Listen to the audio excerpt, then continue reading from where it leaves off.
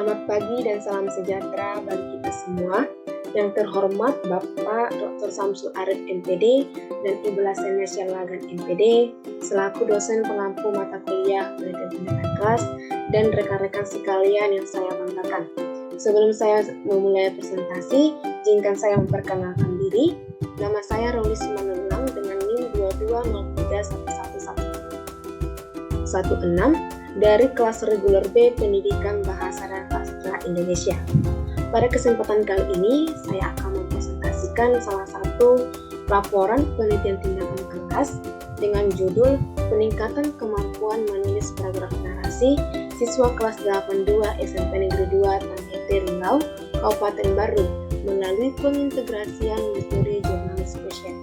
Penelitian ini dibuat oleh Ikhwanuddin dari Program Studi Pendidikan Bahasa dan Sastra Indonesia tahun 2014. Yang pertama, apa yang dilakukan oleh peneliti sampai ia merumuskan judul penelitian? Jadi, pada latar belakang, peneliti melakukan wawancara dengan guru mata pelajaran Bahasa Indonesia SMP Negeri 2 Ternate Riau, Kabupaten Baru. Dari wawancara tersebut diperoleh keterangan bahwa dari nilai KKM yang sudah ditetapkan yaitu 65, siswa yang tuntas hanya 45%, sedangkan 55% lainnya harus melaksanakan remedial untuk mencapai ketuntasan. Nah, salah satu penyebabnya adalah siswa kesulitan dalam menemukan ide-ide yang akan ditulis dalam paragraf narasi. Hal inilah yang menjadi kendala dalam pembelajaran menulis, sehingga pembelajaran menulis berhasil dilaksanakan di sekolah ini. Jadi akar permasalahannya adalah bagaimana memperoleh ide-ide atau gagasan tersebut. Nah, dalam latar belakang ini, peneliti memberikan solusi, yaitu langkah dalam memulai tulisan dapat dilakukan dengan jurnalis 5W dan juga 1H, yaitu who, when, where, why, dan juga how. Nah, setelah saya membaca latar belakang ini, saya pikir latar belakang ini masih kurang akurat dan kurang penjelasan mengenai mengapa si peneliti memilih solusi yaitu metode journalist question dalam memecahkan masalah yang ditemukan dari hasil wawancara tersebut. Kemudian, peneliti hanya melakukan wawancara dengan guru mata pelajaran Bahasa Indonesia SMP Negeri 2 Ternate Riau, Kabupaten Baru. Ada baiknya peneliti juga melakukan observasi. Apakah benar siswa tersebut sulit menuangkan ide-ide atau gagasan dalam menulis paragraf narasi? Jadi, dari data wawancara maupun observasi ini lebih menguatkan solusi yang sudah diberikan oleh peneliti. Kemudian saya hanya menemukan satu masalah yang dijelaskan dalam latar belakang ini, yaitu siswa kesulitan dalam menemukan ide-ide yang akan ditulis dalam paragraf narasi. Selanjutnya, di latar belakang ini saya tidak menemukan identifikasi masalah. Selanjutnya yang nomor 2, bagaimana kecermatan peneliti dalam penyusunan teori?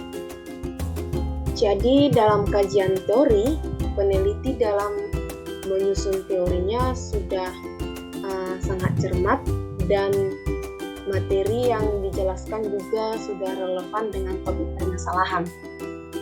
Nah, berkaitan dengan judul penelitian yaitu tentang kemampuan menulis paragraf narasi dengan pengintegrasian metode jurnalis question, maka peneliti menyusun teori di kajian teori yaitu menjelaskan pengertian, tujuan dan juga tahapan menulis, kemudian menjelaskan pengertian dan jenis-jenis paragraf, menjelaskan pengertian narasi, menjelaskan konsep jurnalis question, dan juga menjelaskan bagaimana pengajaran menulis melalui jurnalis question.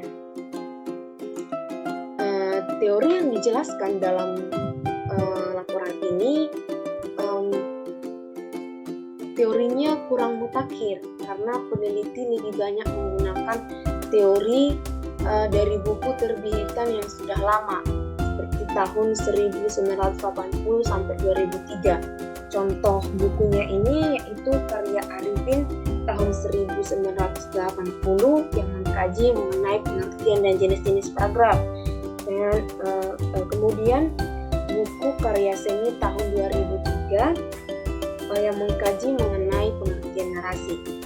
Dan pada materi mengenai menulis, peneliti menggunakan buku tahun 2004 sampai 2009 seperti buku Sumarno tahun 2009 yang mengkaji mengenai pengertian menulis, kemudian buku Vinoja tahun 2004 yang mengkaji mengenai pengertian narasi.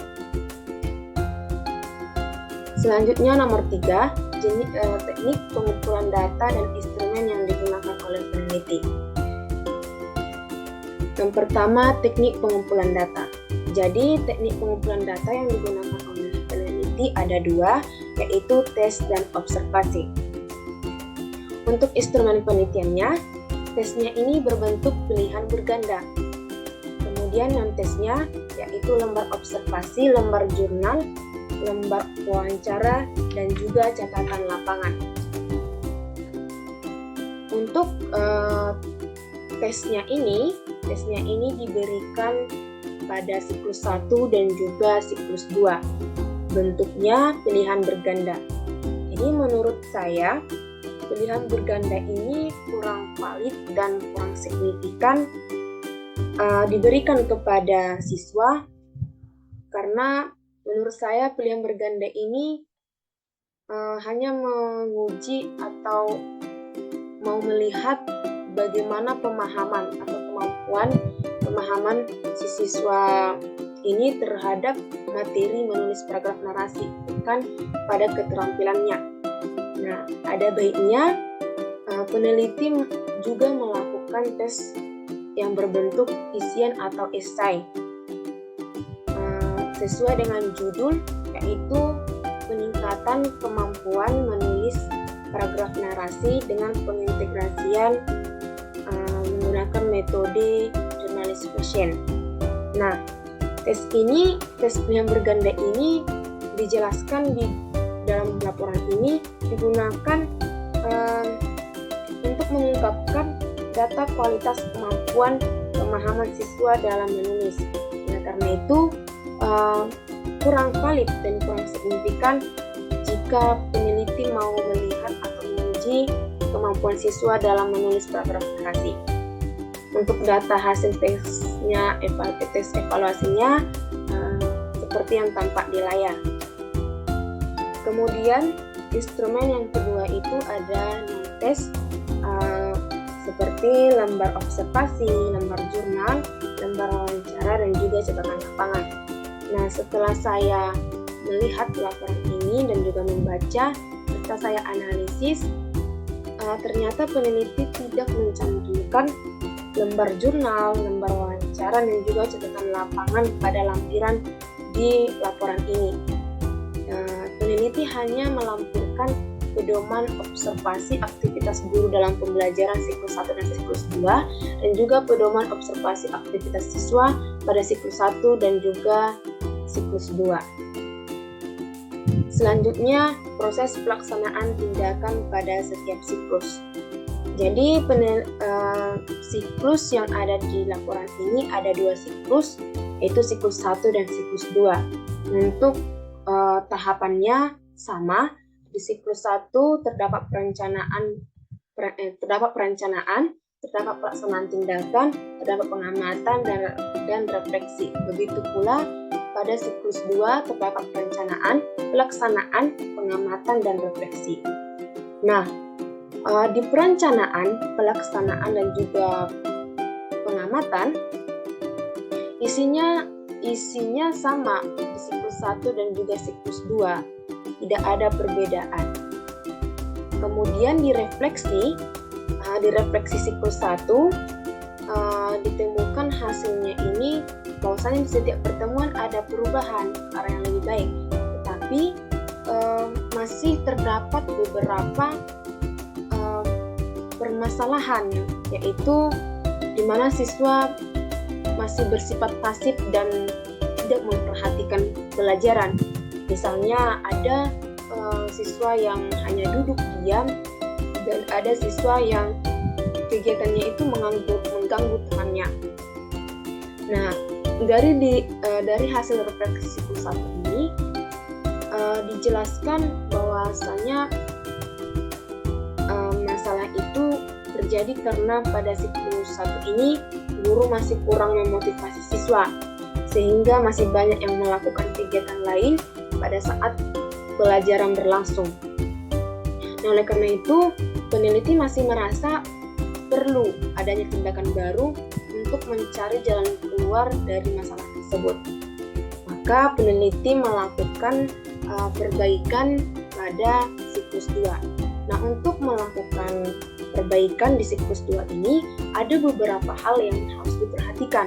Yang pertama, guru memotivasi siswa dan memberikan bantuan jika diperlukan, terutama siswa yang mengalami kesulitan.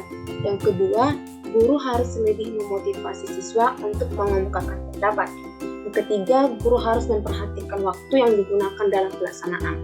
Nah, setelah refleksi siklus 1 ini, maka si peneliti melakukan perbaikan pada siklus 2, dan hasil refleksi siklus 2 ini menyimpulkan bahwasanya terjadi perubahan yang baik. Hal tersebut dapat dilihat bahwa tindakan yang dilaksanakan secara umumnya hasilnya tersebut sudah sesuai dengan yang diharapkan, yaitu rencana perbaikan pengajaran, metode yang digunakan sudah lebih dioptimalkan dalam tahap tindakan.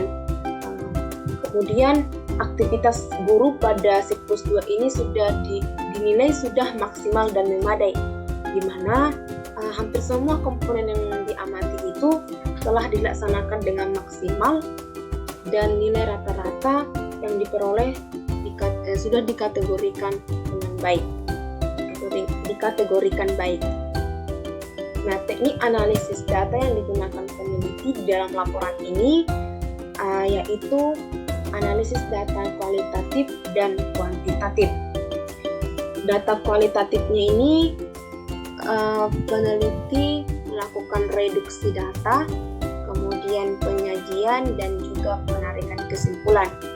Untuk kuantitatifnya ini peneliti menghitung nilai rata-rata dan nilai rata-rata, kemudian presentasi ketuntasan belajar dan presentasi ketuntasan belajar.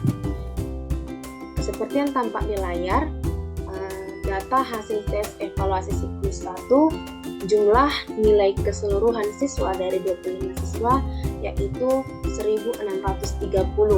Jumlah siswanya ada 25.